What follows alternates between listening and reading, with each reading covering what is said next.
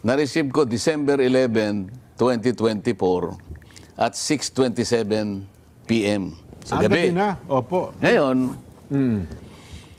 wala ako dun sa Congress nung panahon na yon. Opo. Kasi aaminin ko sa inyo na naunsyamin na ako ng kaka-attend sapagkat yung unang-unang attempt ko lang na magtatanong ako pagdating sa plenary debates. Alam naman ninyo ito. Ayaw nila akong payagan magtanong. Opo, oo. Itong mga blanco sa atin pong national budget, Kong, ano kayo ba bilang isang mambabatas, ano bang nalaman niyo at natuklasan niyo ukol dito sa isyong ito? Kasi ilang araw na po ito pinag-uusapan sa social media at lahat po ng mga issue, Kong, gusto nilang malaman ang katotohanan sa likod na ito. Kung pag-uusapan kung may blanco o wala, totoong may blanco. Ang pinagbabasihan ko dito, Opo. Jen, Nelson, Kuya Benny, ay yung kopya na pinadala sa akin. Kasi lahat ng members ng Congress ay mabibigyan ng bicameral report. Kasi kinakailangang i-ratify yun eh. Plenary lang ang magra-ratify. Ngayon, dahil sa i-ratify yan, mapipilitan silang bigyan kami ng kopya. Ngayon, ang kopya po ay pinadala sa amin sa pamagitan ng email. Ngayon, kami mahigit na 300.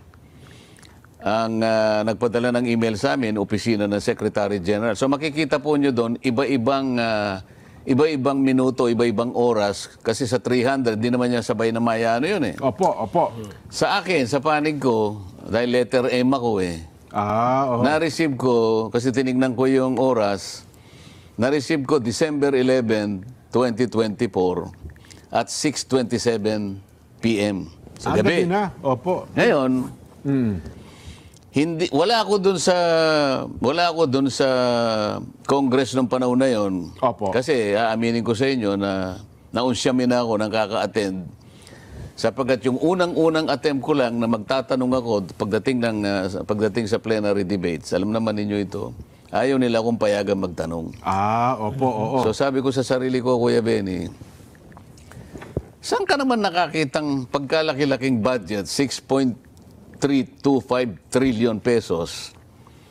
Bakit naman hindi mo kami bibigyan ng pagkakataon makapagtanong? Alam mo ba kung ano yung subject matter nung unang araw ng tanungan, plenary debates na to? Wala pa kami doon sa mga ahensya ng gobyerno. Wala pa yung NIA. Wala pa yung Philippine Coconut Authority na yun ang magiging subject matter ng tanungan plenary. Doon pa lamang sa general principles.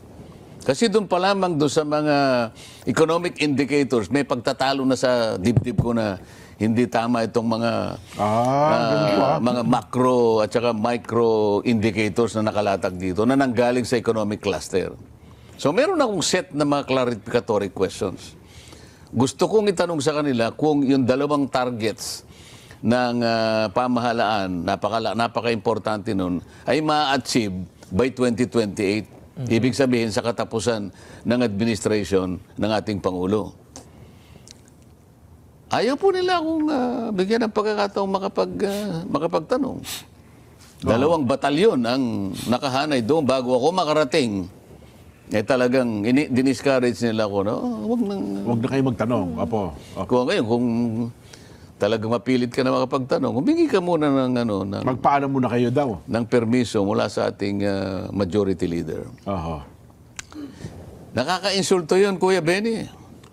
Saan ka nakakitang meron ba tayong regulasyon na kapag magtatanong ang isa sa amin, kinakailangan humingi ng permiso sa majority leader? Bakit yung mga minority, kamukha ng makabayan black, anytime pwede silang magpalista ron. Bakit ako hindi pwede? Balik tayo dun sa So nawalan na ako ng gana ron. Tinignan ko na lang kung talagang hanggang sa dumating ang BICAM. Palagi kasing nangyayari, kapag yan hinimay ng House of Representatives, ito na. Hihimayin uli ngayon ng Senate, iba naman ang kanilang version. Makikita mo doon sa dalawang version, may pagkakaiba. Totoo po. Hindi naman lahat ibang-iba. Ngunit, may makikita ka doon, maybe siguro, by way of figure siguro, mga maybe 10 to 15% ang pagkakaiba. Maliit lang din naman pala. Opo. Pero, Opo. maaring yung pinag-uusapan natin, yung bilang, pero yung magnitude Yung ng laki. pagkakaiba ka naman malaki. Okay. So, Opo. kinakailangan i-reconcile yung dalawa. Paano pagre-reconcile? Tatawag sila ng bicameral conference. Opo. Ayan. Di natapos.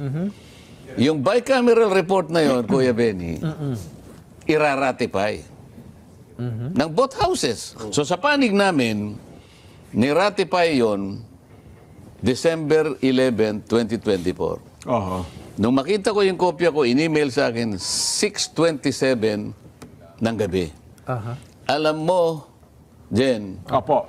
Nelson, anong oras yung actual ratification? Tiningnan ko rin eh. Oho. So pinakuha ko yung pinakuha ko yung video.